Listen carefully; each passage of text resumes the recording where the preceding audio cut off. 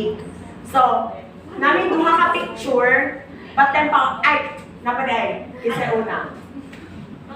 Ikaw naman siya na, yay, una. Ikaw na, number 2. So, mag-showing picture niya, then, tagaan mo siya 1 minute to deliver. 1 week or the pressure's on you.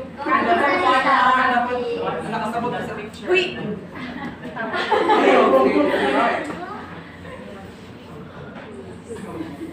One ka, no?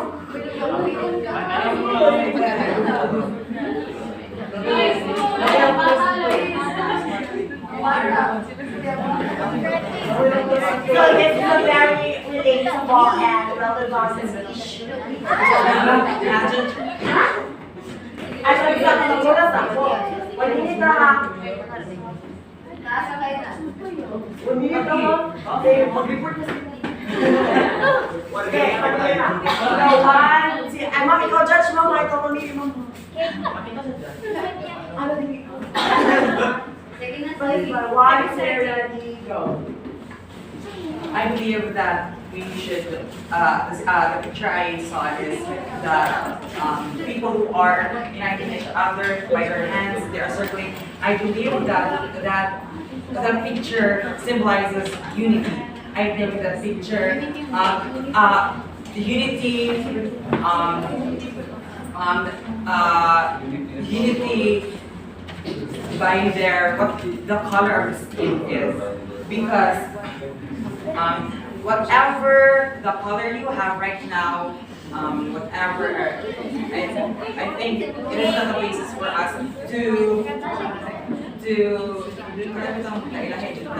we should always think that we are equal in color, equal in everything we have right now. So we must put in mind that whatever we have, as long as we should be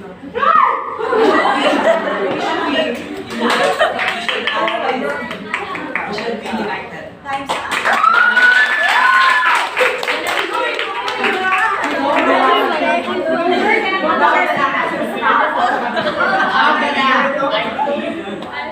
So, ikaw na. 1, 2, ready. Go. This picture shows a wild farm in the forest. So I'm gonna explain it to you legit. Kasi ang makikita sa picture and it doesn't symbolize anything because it shows a fire in the forest.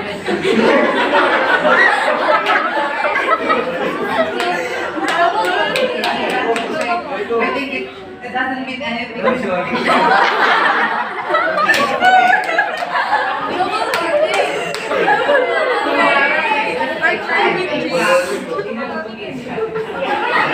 Party ba? Bingon pala. Deforestation.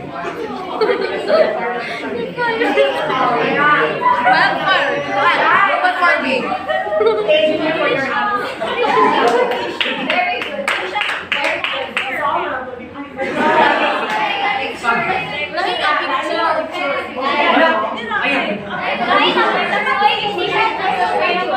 ang picture na lang. Ana. Ay, object! Ay, object! Same picture!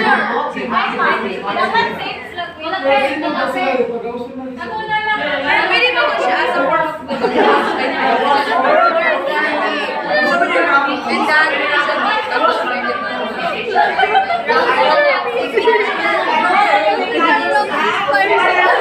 Wala yung laro ang picture ni Ayuba.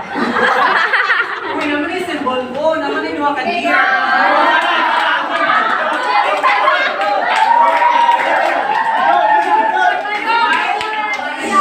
Because as you saw in the picture, na ay mga fire. So I think the fire symbolizes the challenges, the trials.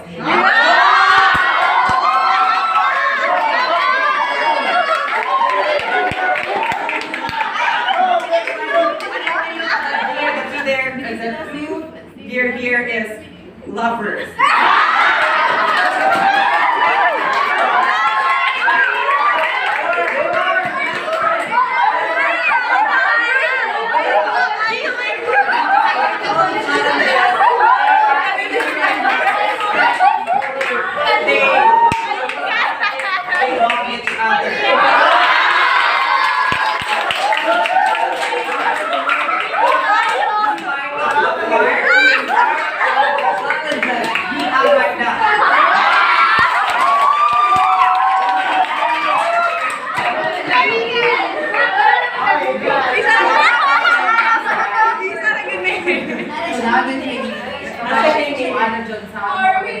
Yes, because we have different interpretations. Yeah. And let us also respect Axel's Yes. answer, no?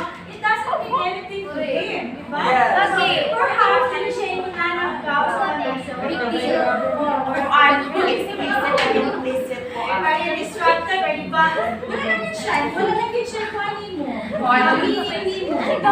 Just acting picture for Yeah, it's you. all about prayer. And also, you as the best speaker, sige, congratulations. Yes! Lloyd. Congratulations, Lloyd, for getting the